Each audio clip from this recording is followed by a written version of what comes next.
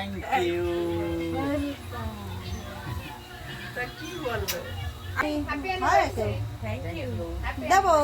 Thank you. ভিডিওর শুরুতেই তো আপনারা বুঝে ফেলেছেন আজকের ভিডিওটা কি নিয়ে শুরু হতে চলেছে। তবে ভিডিওটা ছিল 20 তারিখের রাতের, কালী পূজার দিন। কালী পূজা আর এপাশে হচ্ছে আমাদের অ্যানিভার্সারি।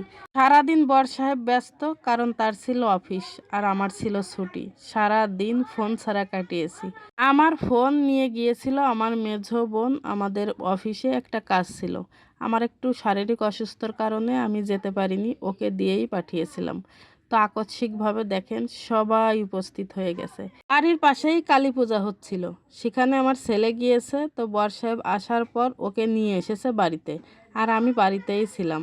আর ওখানে গিয়ে দেখি আমার এই বোনও সেখানে হাজির, তাই ওকেও নিয়ে এসেছে। আর এ পাশে দেখি আমার মেঝো বোন ঘরে বসে আমাদের জন্য এসব আয়োজন করেছে। ও না প্রত্যেক বছর আমাদের জন্য কিছু না কিছু করে থাকে। ওর জন্যই বিশেষ করে দিনটা এত সুন্দরভাবে আমরা উদযাপন করতে পারি। শারীরিকভাবে অনেক অসুস্থ, কিন্তু এত অসুস্থতার মাঝেও যে সে আমার এই বিশেষ দিনটা ভুলিনি, এজন্য তাকে অনেক অনেক অনেক বেশি ধন্যবাদ। তবে আমার বর সাহেবও কিন্তু এই দিনটার কথা একদমই ভোলে না। যতই কাজ থাকুক, যতই রাত হোক, অফিস থেকে এক গোছা ফুল নিয়ে সে আমার জন্য হাজির হয়ে যাবে সেই রাত দুপুরেই। জীবনে আর কি লাগে বলেন? টাকা পয়সায় কি সব সুখ দিতে পারে মানুষকে?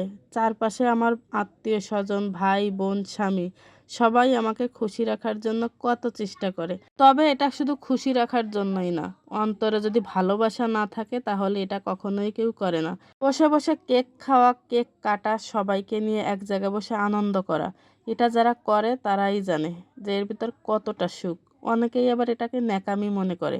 হোক না এটা ন্যাকামি, প্রত্যেক বছর এমন ন্যাকামিই যেন করতে পারি, সবাই সেই প্রার্থনাই করবেন। কজনের ভাগ্যে এটা জোটে বলেন? আমার বিয়ে হয়েছে 10 বছর। আমার মনে হয় 10 বছর একটা বছরও বাদ যায়নি কেক কাটতে। একটা বছর আমার মেজো বোনের পরীক্ষা ছিল, ওইবার কেক কাটতে পারিনি।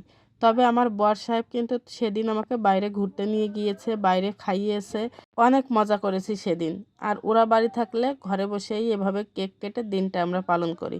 এভাবেই যেন বাকি জীবন কাটিয়ে দিতে পারি। জীবনের সুখ, শান্তি, দুঃখ, বেদনা সব কিছুই থাকবে, তার ভিতর দিয়ে এভাবেই সুখী করে নিতে হবে নিজেকে। জীবনের চাওয়া পাওয়ার শেষ নেই। যতটুকু পেয়েছি তার জন্য সৃষ্টিকর্তার কাছে অনেক প্রার্থনা।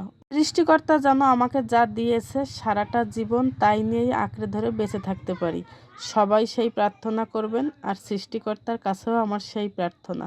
তো সবাইকে ধন্যবাদ, সবাই আমাদের জন্য প্রার্থনা করবেন। আর ভিডিওটাও এখানে আমি শেষ করলাম। ধন্যবাদ, টাটা।